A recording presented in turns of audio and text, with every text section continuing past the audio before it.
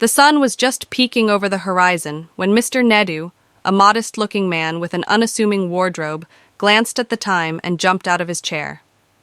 His best friend, Larry, was having a grand ceremony that afternoon, and Nedu, as a secret millionaire who lived humbly, didn't want to be late. He hurriedly combed his hair, skipped breakfast, and muttered to himself, "There'll be plenty to eat and drink at the event. No need to waste time cooking." He was a man who owned half the buildings in the city, but you'd never know it from his clothes or his old, creaky car that he drove down the dusty road. In fact, his wealth was so well hidden that even Larry had no clue. Nedu liked it that way. He thrived in being the unsuspecting bystander, the silent observer of human folly. And today, oh today, would be no different, or so he thought.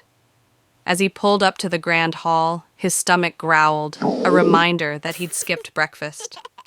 "No worries," he whispered with a sly grin. "There's a feast waiting for me in there." The event was already buzzing with excitement. Nedu spotted Larry across the hall, dressed in his finest suit, and waved. Larry gave him a hearty wave back, but was quickly pulled into a conversation with other guests. Nedu wandered toward the buffet tables with a single goal in mind: to devour whatever delicacy lay before him. The scent of grilled chicken, roast beef, and garlic butter bread filled the air, making his stomach growl even louder. Nedu found a seat and waited, certain that soon, plates piled high with food would pass his way. He looked around with growing anticipation. Waiters buzzed past him like bees around a hive, carrying trays of appetizers, steaming bowls of soup, and gourmet dishes that made his mouth water. Yet, none of it ever came his way. At first, he brushed it off.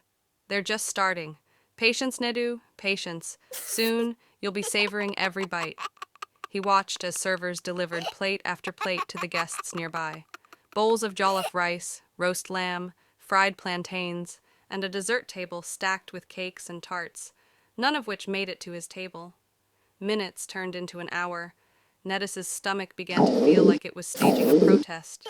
The man next to him was on his second plate of roast chicken, chewing with so much gusto that Nedu could practically taste the food vicariously.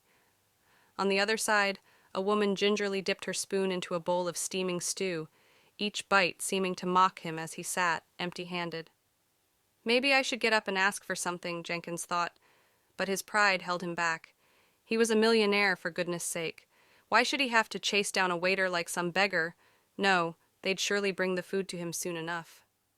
Another hour passed, and Nedis's once confident grin had morphed into a look of pure despair. His stomach was beyond growling now, it was roaring. The rich aromas that had once delighted him now felt like cruel teases. He even considered snatching a roll off the breadbasket at the nearby table when no one was looking, but he couldn't risk being caught. More guests were served.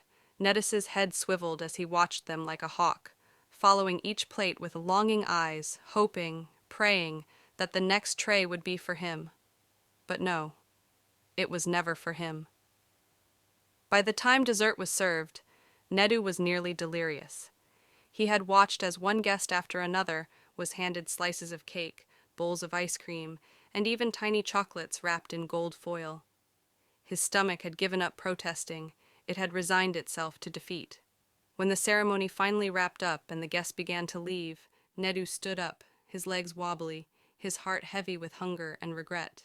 He staggered toward the exit, past a table stacked high with leftover food, and a single thought crossed his mind. I should have eaten breakfast. As he made his way to his car, Larry caught up to him, clapping him on the back. "Nedu, thanks for coming, my man. Did you enjoy yourself?" Nedu opened his mouth, ready to tell the whole tragic tale of his foodless afternoon, but all that came out was a weak laugh. "Oh, it was unforgettable," Larry beamed. "Glad to hear it. We'll have to do this again sometime." Nedu, now weak with hunger, but too embarrassed to admit his plight, nodded.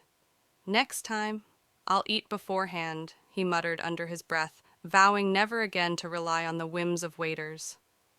And with that, he drove off into the evening, a secret millionaire who couldn't even secure a plate of jollof rice.